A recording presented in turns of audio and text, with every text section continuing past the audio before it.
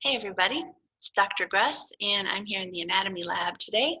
I wish you were all here with me, but what I want to do today is give you an overview and introduction to bone terminology. So there are a lot of specific terms in anatomy, as you already know, but there are a whole bunch that we use just when we're talking about bones. And so I wanted to go through them with you now so that hopefully when you are looking at bones in your online labs, it'll make it a little bit easier to understand what you're talking about. All right, so let me tilt my camera down at my bones here. So the first thing I want to talk about is just general parts of bones, general structure of long bones specifically. And this should be reviewed because you will have read about this in your textbook. This is, of course, a femur, and then here next to it I have a tibia. So long bones like this have what we call a shaft, and the anatomical name for that shaft is the diaphysis. So this is the diaphysis of the femur, the diaphysis of the tibia. I've got a humerus over here. So here's the diaphysis of the humerus. The ends of the long bones are called the epiphyses. Epiphysis is singular and epiphyses is plural. So these ends, these epiphyses of the long bone, start out as separate growth centers. And eventually they will fuse onto the diaphysis. The area in between the epiphyses and the diaphysis is called the metaphysis. And that's a short area just sort of at the top and bottom of the diaphysis of each long bone, here and here. When the long bone is growing, there's a cartilage plate in between the epiphysis and the metaphysis, and that's called the epiphyseal plate or growth plate. And that's where length is added onto bones. So on this tibia here, this is the proximal end of the tibia right here. And you can see that there sort of looks like there's a crack right here, right before we get to the top of the tibia. Well, this tibia was from an immature individual, probably a teenager because it's pretty large, who died when they were young. And the growth plates had not fused yet. So the bone hadn't quite finished growing to its adult length. And so this crack that you see here is actually where there used to be cartilage, and that was the epiphyseal plate or the growth plate of that bone. So this would be the proximal epiphysis of this tibia. And the distal epiphysis is down here, and that part has already fused. So that part down there finished growing. I don't know a whole lot about aging skeletons based on their growth plates, but there are pretty typical schedules that these events happen. So the distal epiphysis would fuse at a particular age, and then the proximal epiphysis would fuse at a different age. And so we could probably tell approximately how old this person was by looking across the skeleton at which growth plates had fused and which ones had not. Okay, so on the epiphyses of long bones, we have these areas where they formed a joint with another bone. And let's see, do I have a matching set here? So this is a right femur, and here's a right tibia. That large tibia there is actually a left tibia. So here's a right femur, and here is a right tibia. And of course, the femur and the tibia come together at the knee joint. They articulate at the knee joint is what we say. And when we say bones articulate, that means they form a joint. The place where one bone meets another bone in a joint is called the articular surface. And the articular surface of a synovial joint is on just the bone is this very smooth surface. So you can see that this articular surface here on the distal femur is a lot smoother than the rest of the bone. I'm not sure how well you actually can see that. Camera's a little bit blurry. Here's the proximal articular surface of the femur. This is the femoral head, and hopefully you can see that the bone around it is somewhat roughened, but if we look just at the head itself, it's very smooth. And this is the part that fit into the acetabulum of the hip bone to form the hip joint. So these articular surfaces in life were covered with articular cartilage, and on the skeleton, they are just the smooth places. So you can usually tell an articular surface of a synovial joint on a bone by looking for these very smooth articular surfaces. Now we have some, I'm not going to try to go through every single bone term here, but we have a number of terms that are commonly used to describe articular surfaces on bones. One that you'll see pretty often is the term condyles. And a condyle is sort of a knuckly looking articular surface where one bone meets another. The distal epiphysis of the femur has these two knuckly looking bumps on it that are called the condyles of the femur, so the femoral condyles. And I'm going to try to raise this camera up a little bit. There we go. Okay, so now you can see the whole bone. And we have a medial condyle on the head, the side with the head, and then we have a lateral condyle over here. The femoral condyles actually sit on top of the tibial condyles. The tibial condyles are a little bit atypical because they're not really knobby surfaces. They're sort of flattened surfaces here. But these are called the tibial condyles. So this would be the medial condyle of the tibia, and over here would be the lateral condyle of the tibia. Another place where we see condyles is on the bottom of the skull, on the occipital bone. Right here on either side of the foramen magnum are these two bumps, one here and one here, and those are the occipital condyles. And that's where the occipital bone articulates with the first cervical vertebra, the C1 vertebra or the atlas. So those are condyles as well. Another type of articular surface that we see pretty commonly is something that we call facet. Sometimes people pronounce it facets, and some people pronounce it facets. I was taught facets. So a facet is a smooth, see how close I can get here and have it be in focus. This is a vertebra, okay, a lumbar vertebra. And this little smooth, flat surface with a number written on it, that is an articular facet. And that's actually the inferior articular facet of this lumbar vertebra. Here is the superior articular facet. So it's this smooth little flattened area where there was a synovial joint with another bone. So that's an articular facet. Another place where we can see articular facets is on a rib. This is a rib right here. And this is the posterior end of the rib. And it has little, it's hard for you to see because it's so bright, but it has little flattened surfaces right here too that are also called facets. So if you see a facet or a condyle, you know that those are articular surfaces for a joint. All right, next I want to talk about bumps. Lots of bones have bumps on them, and there are many different names for different bumps on bones. And sometimes I don't even know why a particular bump is called a particular thing. One of the most common words that you'll hear when looking at bones is the word process. And in anatomy, a process is different from how you would think of it in physiology. So in physiology, a process is sort of how we think of it in everyday speech. That is, a process is something that happens. So that's how we use the word in physiology. In anatomy, it's a little bit different. In anatomy, a process is a part that sticks off of some other structure. So it could be a process sticking off of an organ, or now what we're talking about is processes sticking off of bones. So vertebrae, for example, have several different processes sticking off of them.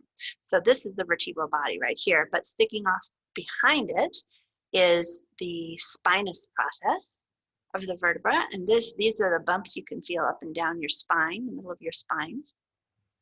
Sticking off to each side are what are called transverse processes, and this is the lumbar vertebra, but in thoracic vertebrae, these are the parts that are, well, these are one of the parts that articulate with ribs.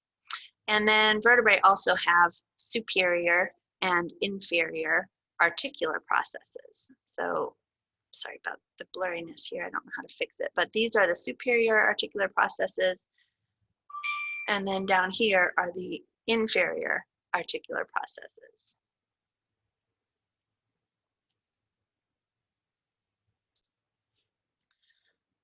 Let me show you a couple of other examples of bones that have processes on them. This is a scapula or shoulder blade, and it sits like this in your body. This is the lateral side here. This is the medial border here. And it's got this great big ridge running across the back of it. This is called the spine. And sticking out from the end of the spine here is this large projection, and that's called the acromion process of the scapula. Here on the anterior side of the scapula is another big projecting part sticking out, and that's called the coracoid process of the scapula. And finally, there are lots of other examples, but just to show you a couple more, on the temporal bone, which is right here, there is this pointy little process. So here's the external acoustic meatus, that's the ear hole. Just below that, inferior to that, is this pointy little projection, you can see it well there, called the spinous process.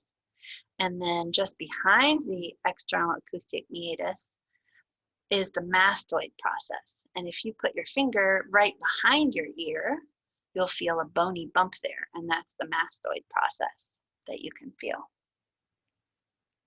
All right, other names for bumps, just to familiarize you with some more of them. A very large bump is called a trochanter. The proximal femur has 2 trochanters on it. This is, you can get in focus here, this is the greater trochanter, right here laterally at the base of the neck, and then at the base of the neck more posteriorly and medially is the lesser trochanter. So those are found on the femur only. That's the only place we're going to see trochanters. Tubercle is another type of bump. On the humerus, there are a couple of tubercles at the proximal end that are sort of similar to the trochanters on the femur. And again, they're a little hard to see. I'm sorry that this is so bright. But on the anterior proximal humerus is this bump called the lesser tubercle. And then on the lateral side of the proximal humerus is a larger bump called the greater tubercle. The ribs also have tubercles on them. So right here is the tubercle of the rib at the base of the neck. So this is a good time to point out heads and necks as well. There are several bones that have what are called heads and necks, and they're really pretty self-explanatory. At the proximal end, there's the sort of a bulbous rounded structure, and below it is a narrower area called the neck. So head of the rib, neck of the rib. And then on a rib at the base of the neck is the tubercle. We also saw a head on the humerus. So this is the proximal humerus right here, and this is the head. The humerus actually has 2 different necks, or we would describe them as necks. The area that's just below the head right here is called the anatomical neck, and then the area sort of around the proximal metaphysis is called the surgical neck, and that's because if the humerus is going to get broken proximally, that's usually where it's going to get broken. So it's called the surgical neck. The femur is one of the easiest places to see a head and a neck. This is the head of the femur, and this is the neck of the femur. As I said, those trochanters are at the base of the neck. All right, so we had processes, trochanters, tubercles. The last kind of bump term that I want to show you is a tuberosity. And there are a couple of examples of tuberosity. That's another large roughened bump. This is a tibia again. And the proximal end of the tibia, distal to the condyles on the anterior surface, is this large bump. And you should probably be able to feel that on your own leg, just below your knee on the front of your tibia. And that's called the tibial tuberosity. And you can see here that it's very large and roughened. So that right there is the tibial tuberosity. There's also a tuberosity on the pelvis. So here's a pelvis. And on the back, we have these very large roughened bumps that are called the ischial tuberosities. So these bumps are on the ischium, the ischia of the pelvis, and they're ischial tuberosities, and these are your sit bones. So when you sit down in a chair, that's what contacts the chair. All right, so bumps. Now let me just show you a couple of sort of shallow surfaces, sort of concave shallow surfaces that are called fossae. F-O-S-S-A-E is plural, fossa is singular. The scapula has a few different fossae on it, and it's so bright, I'm hoping that you can see it all right. So I already showed you the spine of the scapula, which is right here. There is a sort of shallow concavity below the spine. It's called the infraspinous fossa, meaning below the spine. And above the spine is another shallow concavity that's called the supraspinous fossa, above the spine. So here again is that spine. And then on the anatomically, the front of the scapula, this is the surface that sits up against the ribs. And this is called the subscapular fossa. So another shallow depression concavity on the scapula. Another example of a fossa, here is the iliac fossa. So on the ilium of the pelvis is this shallow, sort of dug out concave surface on the iliac blade on the inside, and that's called the iliac fossa. All right, now, so bumps, fossas, let's talk about holes for a minute. A hole in a bone is called a foramen. Foramina is the singular term. So let me show you some foramina. The place between the body of a vertebra and the arch of a vertebra, which is right there, is called the vertebral foramen. So that hole right there is called the vertebral foramen, and that's where the spinal cord passes through. That's a lumbar vertebra, as I said. Here's a very much smaller cervical vertebra. These two holes right here are caused by nails that were holding the skeleton together after, when it was assembled after the person died. So those are not anatomical structures. But again, here is the vertebral foramen. And you can see that the cervical vertebra has an extra pair of foramina. And these are the little small transverse processes of the cervical vertebra. And they have these holes that are called transverse foramina. And only cervical vertebrae have those. So if you see those, you'll know you're looking at a cervical vertebra. A very large foramen is found on the pelvis. I always thought this kind of looked like a pair of sunglasses right here. Okay, your nose could be sitting right here. And these large holes where would be the lenses of the sunglasses, this is called the obturator foramen. So you've got two obturator foramina, a left and a right one. If we stack a bunch of vertebrae up on top of each other, so here is a series of lumbar vertebrae that are all wired together. If we stack those up on top of each other, now our stack of vertebral foramina, the foramen of every one of those 5 lumbar vertebrae stacked up on top of each other, becomes sort of a tunnel. And we call a more tunnel-like hole a canal. So now all of these vertebral foramina put together have become a vertebral canal. And that is what the spinal cord runs through. So that vertebral canal actually runs all the way up the length of the spine, the vertebral column. Oh, and the spinal cord then runs through. This is a great big foramen on the base of the occipital bone, and in fact, it is called the foramen magnum. Magnum means big or great, so this is the big foramen. Another canal can be found inside of the skull,